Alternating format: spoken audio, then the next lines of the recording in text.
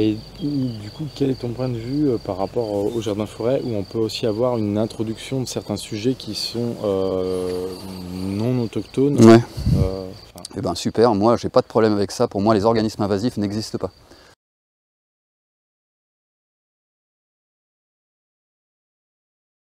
d'où l'idée voilà, de présenter aussi les végétaux sous une forme qui peut sembler un peu inhabituelle, mais justement là on est dans un secteur où il y a des petits fruits, il y a cassis, groseille, il y a framboise, qui sont dans une apparence, on va dire, plus libre, plus sauvage, telles qu'on peut les retrouver en fait dans les habitats naturels, les clairières comme ça forestières. C'est vraiment de revenir, de questionner aussi sur le curseur sauvage domestique, de présenter justement ces modèles, modèles de l'ortus, Voilà, modèles qui viennent contraire du à latin, ouais, voilà, de jardin. richesse, luxuriance, et qui vont vraiment permettre aussi d'avoir plein de sortes de productions différentes. Euh, voilà, tout au détour de la balade. Voilà une petite niche. Alors, je, je m'arrête 2 minutes sur ce morceau de bois, c'est juste un morceau de bois posé au sol, mais il remplit plein de fonctions. Et s'il était plus gros et s'il y en avait plus, il remplirait encore plus de fonctions. Mais ce que je veux dire, c'est que si on regarde les morceaux de bois, les morceaux de pierre, les tas de sable, les tas de broussailles, les tas de tuiles ou de pierres cassées ou de gravier, toutes ces choses-là qui normalement agrémentent tout espace, comme on peut le voir ici, comme on pourrait le voir dans la nature, ont été nettoyés des espaces agricoles, ont été nettoyés des jardins, ont été nettoyés des espaces des parcs publics. Et comment on essaye de re-rentrer là-dedans? C'est avec les hôtels à insectes, qui sont au départ un élément, un organe de communication pour dire, quand on a mis dans une belle boîte bien carrée, bien coupée, bien géométrique, avec un petit toit, donc quelque chose qui ressemble à ce dans quoi on habite, on a tassé du bois, on a mis de la pierre, on a mis du sable, etc. C'est juste pour dire, en fait, tous ces éléments qui devraient exister dans l'environnement naturel et qui servent d'espace de nidification, de refuge aux insectes, on les a mis dans une boîte pour vous montrer leur intérêt. Et donc la réponse, ce n'est pas de faire des hôtels à insectes. L'hôtel à insectes, c'est là où on présente l'intérêt d'avoir ces éléments-là. Parce qu'en fait, dès qu'on vient fouiller là-dessous, vous voyez, vous avez des fourmis jaunes, vous avez des cloportes, vous avez une petite araignée qui est là, vous avez voilà, des cloportes qui sont des petits crustacés terrestres qui mangent la matière en décomposition, une petite araignée loup, mais qui est partie en courant. Voilà. Fourmis de jardin. Et évidemment, il y a des animaux qui consomment ça. Voilà, donc on voit des trous, des coléoptères qui ont mangé le bois pourrissant. Et les trous servent de galerie là pour les fourmis, mais ça peut être pour des abeilles, pour tout un tas d'animaux qui vont bénéficier de ces petits trous, et notamment des sphégiens, des cousins des abeilles, qui paralysent tout un tas d'insectes et qui viennent installer les insectes paralysés dans ce type de trou. Alors il y a des paralyseurs de pucerons, de chenilles, de punaises, etc. Et on a même un petit gloméris là, un petit mille-pattes qui est roulé en boule. Effectivement, il n'y a pas d'hôtel à insectes, c'est vraiment la il est structure. partout. Elles sont partout, elles sont effectivement dans les cannes séchées comme ça. Exactement. Alors, exactement. Les ombellifères qui ont passé la 2e année, qui sont montés en floraison et puis après qui ont fructifié, qui sont mortes après. Donc je développe ça parce que c'est primordial. On nettoie tout, on fait propre. On ne laisse pas faire, mais on fait propre. Et en fait, si on casse un certain nombre de branches, ou qu'on les laisse sur pied en l'occurrence, les animaux vont pouvoir avoir accès, dans cet exemple-là, à de la moelle tendre. Donc ils vont pouvoir creuser des petits nids à l'intérieur. Il y en a certains qui ont de la moelle creuse, donc ils vont pouvoir nicher dedans. Et là, en l'occurrence, dans les framboisiers, il y a un animal qui pond vraiment très couramment. Et si vous voulez nettoyer, parce que vous trouvez que ce n'est pas joli, on peut les faucarder et puis en faire un petit tas et le poser à côté. Voilà. Et ça remplit la même fonction pendant les 2-3 ans avant que ce soit dégradé par la nature. Et vous allez trouver régulièrement dans les framboisiers, c'est vraiment très classique, ou les ronciers, parce que le framboisier est un roncier du mont Ida, originaire de Crète. Vous allez trouver un petit trou d'1 millimètre parfaitement circulaire, et dedans c'est le pin frodon, qui est un petit sphégien qui paralyse des pucerons. Donc ça vaut le coup de rester à côté, et vous allez le voir donc creuser et dégager la galerie, puis installer une vingtaine de pucerons, pondre un œuf, on ne le verra pas évidemment, refermer la porte, et régulièrement vous voyez faire l'aller-retour, aller chasser des pucerons, et il revient à la loge pour nourrir ses futures larves. Et ça se passe de partout, si encore une fois on laisse des éléments sales, qu'on n'a pas nettoyé, et c'est là quelle est la saleté dans cet objet. Il faut peut-être qu'on redéfinisse ces éléments-là et la distanciation qu'on a mis avec la nature et la matière pourrissante, qui n'est pas une matière porteuse de maladie, mais qui est juste une transformation biologique, quoi. La notion effectivement de vie, mort, retransformation, métamorphose. Bon, il y a quelques rayons de soleil, on voit qu'il y a quelques bestioles qui commencent à voler. Ça va être leur réveil. Ouais, là on a un petit cirque, le cirque ceinturé. Il est très commun. Voilà, il vient de se poser, c'est une femelle. Elle vient de se poser sur la branche qui est juste là. Alors je vais essayer de la faire venir sur mon doigt, c'est pas évident, c'est plus facile quand elle vole. Viens là. Allez. Viens là. Allez. Voilà. Voilà, alors évidemment je ne dresse pas les insectes, c'est juste que je lui ai mis un peu de salive sur le doigt. Ouais. Pour, elle vient choper les minéraux. Bon, c'est un petit cerf ceinturé, un truc très très commun qui peut migrer par les cols des Alpes, qui migre moins maintenant, et qui est une des 500 espèces de cirques, il y en a 500 en France, dont la moitié sont aphidiphages. Alors c'est un mot un peu compliqué pour dire qu'ils mangent des pucerons, les larves mangent des pucerons, et les adultes sont d'excellents pollinisateurs. Sur les autres cirques, il y en a qui vivent dans les nids de guêpes ou les nids d'abeilles, donc ils mangent les déchets, les cadavres, etc. Et ils sont protégés en échange de personne ne met les mains dans un nid de frelon ou un nid de guêpe ou un nid de bourdon. Et puis il y en a un troisième groupe qui s'attaque aux eaux usées, qui transforme les eaux usées, les eaux très riches en matière organique. C'est le groupe des éristales. Là, si tu veux, il est à nouveau posé dans la renoncule. Enfin, je ne sais pas si c'est le même, mais il est très facile à reconnaître, ce qu'on appelle le cirque à moustache. C'est un des plus communs. Lequel? La petite renoncule qui est là, c'est toujours la même bestiole. Je ne sais pas si c'est le même individu, mais c'est la même espèce. Et si tu arrives à voir sur l'avant de son abdomen, il y a... Ouais, c'est ça, il a décollé juste quand tu as fait de l'ombre. Ah, par contre, là, tu peux parce qu'il est face au soleil. Il est posé sur la feuille de ronce. Et non, c'est pas le même individu. Et c'est exactement ça, ces petites bestioles qu'on ne remarque pas, que personne ne distingue, et qui, en fait, une fois qu'elles vont pondre des œufs, leurs larves vont manger des dizaines de pucerons chaque nuit. Ça, multiplié par des dizaines de larves, c'est ultra efficace. Quand on en a un qui passe, évidemment, l'efficacité est relative. Quand on a ce type de milieu, il en existe des centaines et des centaines autour de nous. Et donc tu n'as pas de problème de pucerons.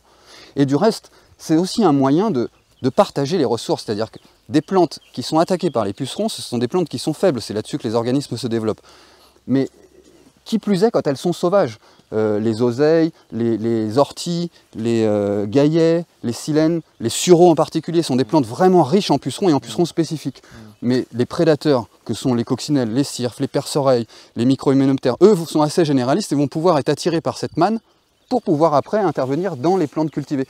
Donc c'est là l'importance d'avoir de la nature autour des cultures, mais aussi, comme c'est le cas ici, au milieu des cultures, et de mélanger, d'imbriquer les deux, parce que la nature protège nos cultures. L'omniprésence de la nature protège nos cultures. Et alors en termes de dynamique végétale, ce qui est intéressant, c'est que c'est aussi des éléments que vous devez traiter souvent, mais renaturer, on cherche toujours à réfléchir, qu'est-ce qu'on va choisir comme espèce, qu'est-ce que je peux planter comme fleur, qu'est-ce que je peux planter comme arbre. Là, on est dans un système de jardin-forêt où il y a beaucoup de naturel et il y a beaucoup de choses plantées. Mais quand il s'agit de renaturer, en fait, les choses fonctionnent toutes seules et les banques de graines qui sont dans le sol sont efficaces. Maintenant, évidemment, sur une prairie, sur une zone riche en azote, il ne germera jamais des arbres. Si on veut des arbres, il faut à ce moment-là automatiquement stocker du carbone. C'est dans ce qui est marron, jaune, sec, cassant, c'est ça qui est riche en carbone, les feuilles mortes, les brindilles, tout ce qui est là, et c'est là-dedans que les arbres vont pouvoir germer. Donc le processus de renaturation, en France, pour ce qui est des haies et des boisements, il n'est pas très compliqué à faire. En fait, il consiste à amasser de la matière organique, notamment riche en carbone, au même endroit, pour permettre la germination des arbres. Et on a des arbres qui germent dedans. Alors c'est ce qui se passe sur une barrière. Je ne sais pas si tu as remarqué, quand on met des barrières dans les champs, les arbres germent au pied des barrières. Pour les deux raisons, qu'il y a l'effet barrière, c'est-à-dire que la barrière arrête les feuilles mortes, les brindilles, etc. et les stocke au pied de la barrière, donc ça fait le dépôt de carbone. Et la deuxième, c'est les oiseaux qui se posent sur la barrière et qui déposent les graines. Donc c'est ce qu'on peut faire artificiellement. Renaturer, ça ne consiste pas à creuser des trous pour planter des arbres, à creuser des trous, à labourer, etc. mais plutôt à déposer de la matière organique et laisser la faune décompactante, tout ce qu'on a raconté tout à l'heure, les vers de terre, les cloportes, les acariens, les colamboles, les fourmis, les campagnols, toutes ces bestioles-là qui vont assurer le travail de bioturbation, de dispersion de la matière dans le sol et de décompactage du sol. Et donc quand on a bien paillé, non seulement les arbres germent tout seuls, quand on a bien laissé le sol travailler par un paillage carboné, mais en plus, si on les plante, ils ont un taux de reprise bien plus efficace. Donc en fait, c'est assez facile de faire les choses si on fait un peu, encore une fois, confiance à la nature et qu'on bénéficie de sa dynamique naturelle, ces fameuses solutions fondées sur la nature. On a souvent la solution en se retournant. Si on ne sait pas comment faire, il n'y a qu'à regarder comment elle fait. Quand on veut choisir une haie, la composition d'une haie, il suffit de se retourner et chercher la haie la plus naturelle qu'il y a aux alentours, et elle est là, la composition. Ça ne sert à rien de l'inventer. Et pareil pour une prairie. Une prairie, cherchez la prairie la plus proche, regardez la composition, et vous l'avez, la composition. Et ensemencer, alors l'ensemencement, en plante, pour renaturer, on va ensemencer avec des graines, et souvent avec des graines d'exotiques. ou des graines de plantes modifiées. Et là, ça pose un véritable problème, soit d'adaptation de la faune locale à cette plante-là, qui par sa forme peut rendre les parties nutritives non accessibles, ou non adaptées, parce que la composition peut être problématique. Et vient se rajouter là-dessus l'esthétique, l'embellissement de la nature, l'horticulture qu'on a fait, c'est-à-dire qu'on a modifié les fleurs de telle sorte qu'elles aient aujourd'hui, qu'elles soient des pompons et qu'elles aient une grosse masse de pétales, très visible pour nous, très visible pour les insectes aussi, puisque les pétales reflètent les ultraviolets et attirent les insectes. Seulement si c'est un pompon, il n'y a plus accès aux pièces florales, et forcément si on sélectionne une plante pour sa tare génétique, avoir plus de pétales, et qu'on fixe cette tare en la reproduisant, à terme, elle aura produit tellement de pétales qu'il y a des éléments qu'elle aura en moins grand nombre ou en moins bonne qualité, et c'est le nectar et le pollen. Donc les fleurs modifiées peuvent avoir un rôle esthétique qui est tout à fait discutable, les goûts et les couleurs, mais on perd les fonctionnalités écologiques. Et c'est là où on doit faire de la place, c'est-à-dire mettre des plantes modifiées parce qu'on les adore très bien, très bien, ou pas très bien, en tout cas ça peut s'entendre, mais il faut qu'il y ait un accès à la vraie nature autour pour pouvoir compenser cette déficience et cette fausse attractivité que provoquent les fleurs artificielles. Et du coup, quel est ton point de vue par rapport au jardin-forêt, où on peut aussi avoir une introduction de certains sujets qui sont non autochtones? Ouais. Eh ben super, moi j'ai pas de problème avec ça. Pour moi, les organismes invasifs n'existent pas.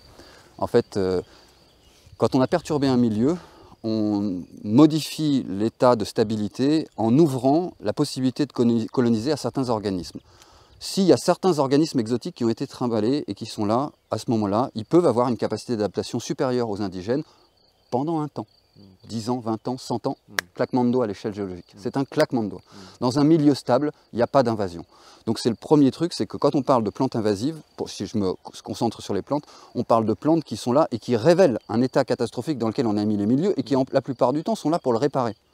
Donc on pourrait les laisser faire plutôt que les abandonner. On pourrait revenir sur les chardons, sur l'ambroisie, sur la renouille du Japon, sur tout ça.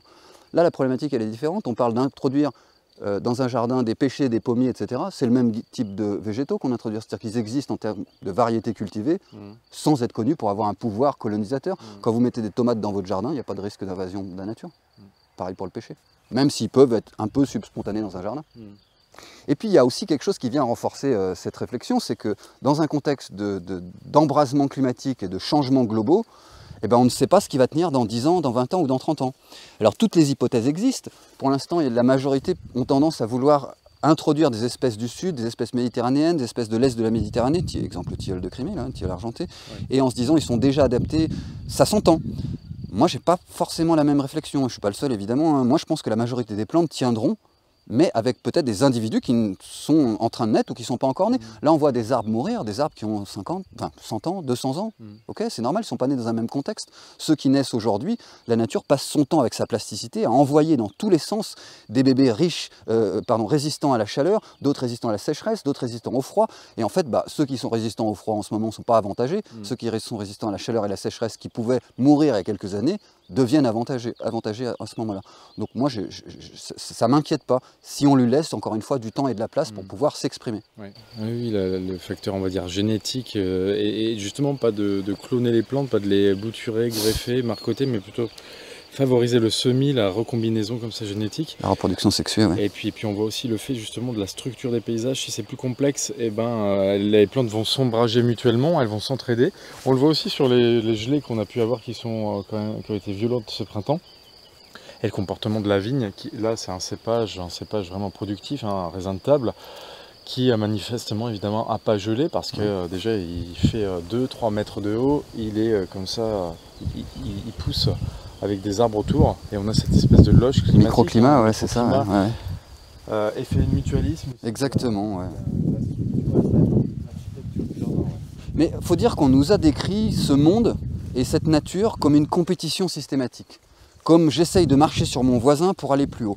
Or, en fait, non, ça c'est la vie dans laquelle les humains sont tombés, mais c'est pas la vie sur Terre. La vie sur Terre, elle consiste tout d'abord à de la coopération, à de l'entraide, à de l'arrangement, à des petits arrangements qui sont parfois connus entre des espèces, mais qui naissent entre les individus en fonction de la configuration. Et certes, il y a une compétition pour l'eau, pour la lumière. pour les végétaux, mais on voit bien quand même qu'ils arrivent à s'acoquiner ensemble de façon très proche, et tout en pouvant vivre qualitativement. Donc non, il n'y a pas besoin de planter les arbres systématiquement à 1 mètre ou 1,50 m comme on peut le faire dans des processus de renaturation. Il n'y a qu'à aller voir comment ça se passe dans une forêt. Les plantes sont à touche-touche, et il y a ces phénomènes d'entraide et de compétition qui interagissent pour finalement une efficacité plus grande.